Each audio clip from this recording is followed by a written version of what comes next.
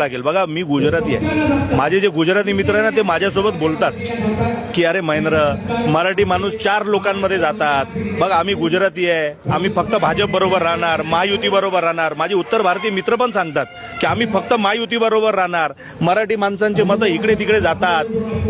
पण आता हे जेव्हा मी ऐकतो ना तेव्हा मला कुठंतरी वाईट पण वाटतो।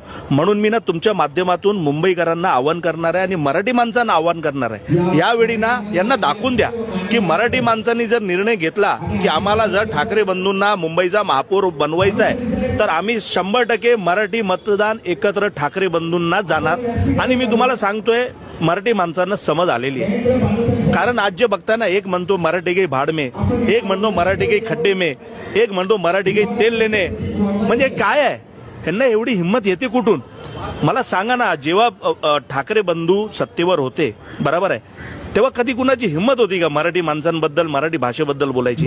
कुठंतरी जे सत्तेधारी आहेत ना ते त्यांना सपोर्ट करताय पाठीमागून की तुम्ही बिंदास बोला, आम्ही तुमच्या पाठीमागे आहोत। कारण यांना असं वाटतंय की मुंबईमध्ये आता 35 ते 40% मराठी झालेले आहेत, 60% इतर लोक आहेत, तर हे 60% बल्कमध्ये आपल्याला भेटले पाहिजे आणि मराठींचे 10% भेटले तरी खूप आहेत।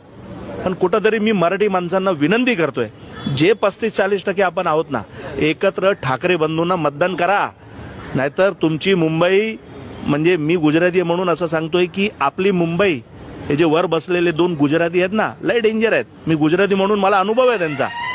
जर त्यांनी ठरवलं की मुंबई महाराष्ट्रापासून दूर करायची आणि जर मराठी माणूस गाफील राहिला या निवडणुकीमध्ये तर तुम्ही लिहून घ्या, मुंबई महाराष्ट्रापासून दूर होणार होणार म्हणजे होणार।